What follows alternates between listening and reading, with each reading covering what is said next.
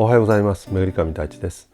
今日はリクエストにもあった私の愛用している包丁を紹介していきたいと思います。私が20年働いてきて本当に使える道具だけが残ったという感じのものです。中には20年ものの包丁もあります。あとこの一式、このラインナップがあればどこのレストランに行っても完璧な仕事がこなせます。それでは始めましょ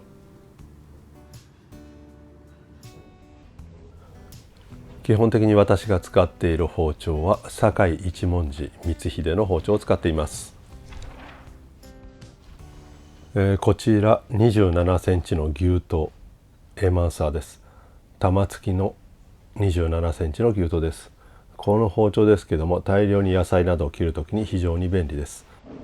両面に凹凸があることによって野菜を大量に切るときなどくっつかなくて非常に楽に仕事ができます。次は18センチの筋引きになります。こちらも玉付きです。18センチ、非常に小さいと思われるかもしれませんが、これ、細かい作業をするときに非常に便利です。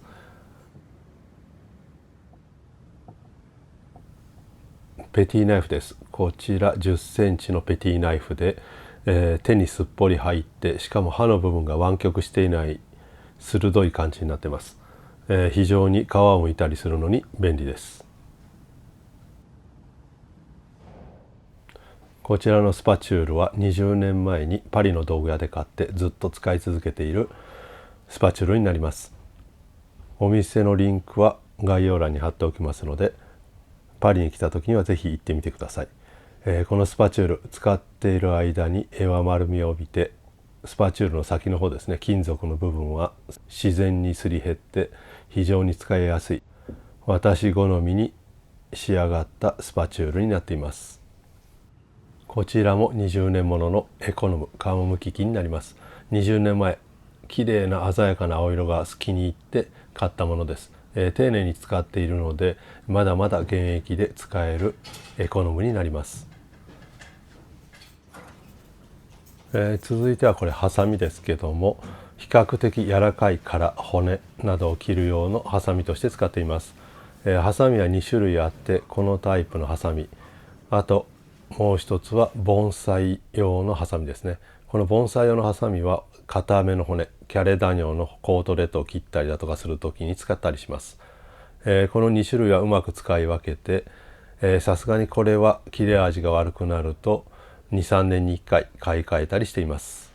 この2つのハサミも堺一文字光秀で購入することができます。こちら今ではどこでも見るミクロプレーン、ラペ機ですね、削る用の機械になります。20年前、当時私のシェフの友達がアメリカに行った時にお土産で買ってきてくれたものです。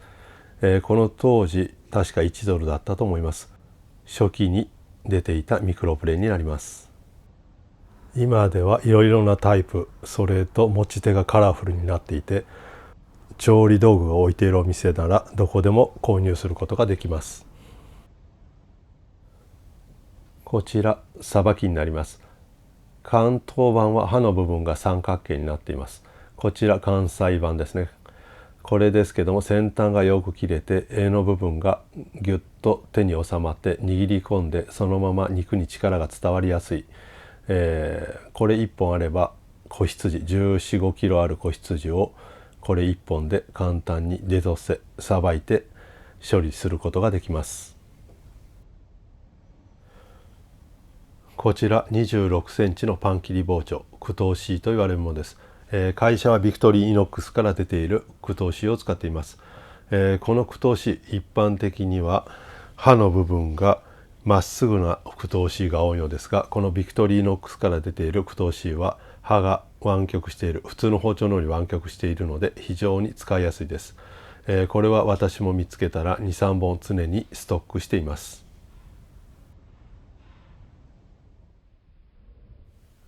これが最後の包丁です。27センチ筋引き玉付きになります。この包丁、万能で一番よく使っている包丁になります。肉の掃除、魚をさばく、あと魚とか肉のポーショネですねにも使いますし、焼き上がった肉を切る時にも使います。非常に使用頻度の多い包丁になります。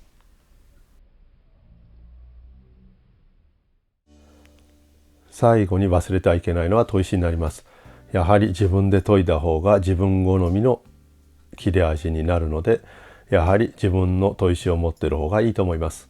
フランスですけども、マイ砥石を持っている人はまだまだ少ないです。最近ではパリのリヨン駅近くにあるドマというアトリエが包丁の研ぎ方を教えています。またアトリエのリンクは概要欄に貼っておきます。まだまだフランス人できっちり包丁の研げる人は少ないです。今回紹介した包丁のラインナップですけども、私の身長が180センチぐらい、あとこのラインナップで身長だいたい160センチの女性から180センチ、私ぐらいのサイズまでなら特に問題なく使えると思います。あとは個人的に持った時の感触を大事にして私は選んでいます。私は身長の割には手が小さいので、このサイズを選んでいます。ただ厨房のサイズ、大きさですね、仕事場のサイズにもよりますけども、だいたい一番大きいサイズで27センチぐらいの包丁があれば、どこのレストランでも特に問題なく使えると思います。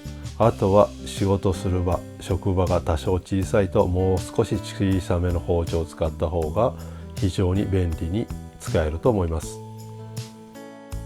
もし最初に包丁を揃えるのであれば、牛刀とペティナイフで十分だと思います。あとはちょっとずつお金を貯めて1本ずつ増やしていけば、最終的に自分の使いやすい気に入った包丁ケースが出来上がります。もちろん各お店の先輩とかに聞いていろいろ試させてもらって、いい包丁を選んで揃えていってください。それではお疲れ様でした。